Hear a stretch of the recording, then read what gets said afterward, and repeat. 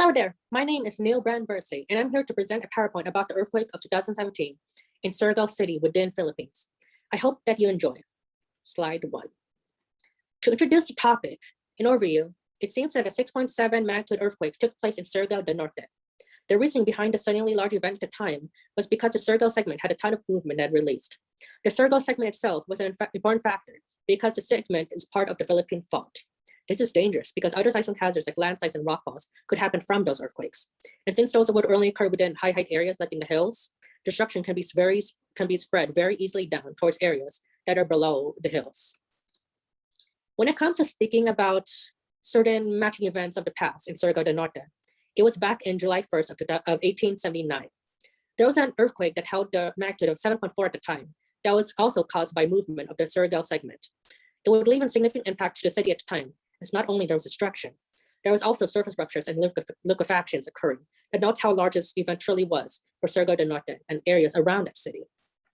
A big note when talking about the earthquake that occurred in 2017 is that the earthquake was truly tectonic in origin. That means that movement was caused by a reverse thrust of movement that was present because the fault line present was being uncharted, which shows a pattern of moving occurrences Surigao would experience throughout its history.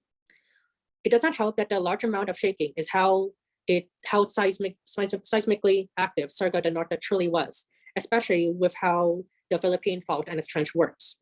How they work is that they are practically generating small to large magnitude earthquakes that have an area effect impact, which is nothing to scoff at. What makes Surigao del Norte a very important factor within the Philippines is how crucial it is as a province to travel to.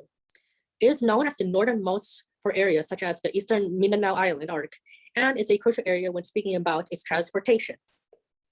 The transportation Surigao brings is so important because it brings people from all the way around the world, from between the Visayas and the Mindanao themselves.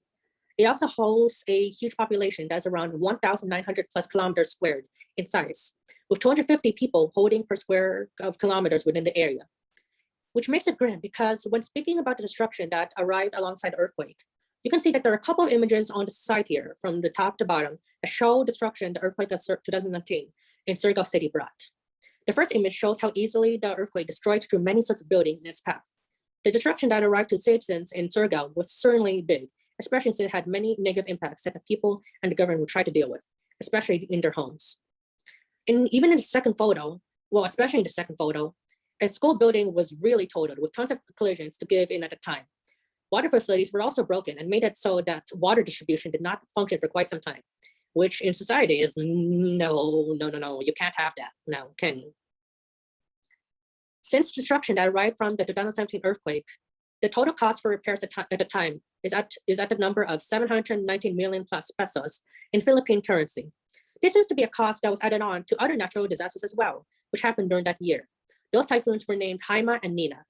What made this process still rough for people to deal with is that even with help from the government, or even help from people from the Department of Public Works and Highways, for example, there's still that usual struggle people would have from that event. It seems that the resources that were handled and given for this event was even a struggle for the Filipino government, as the schools were negatively impacted by those earthquakes.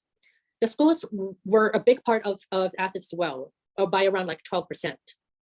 Finally, when it comes to addressing the homes that people were living in, houses were destroyed, and it did not help that the addressing of this disaster had a priority over locations. Well, there's like a priority orders that were affiliated with certain programs. It was mainly with houses of the Department of Social Welfare and Development programs that were getting special priority over people and other locations that were not involved, getting the benefits and the money from like insurance and stuff. This displays a lack of financial preparation and struggle when dealing with issues like the 2017 in Surigao.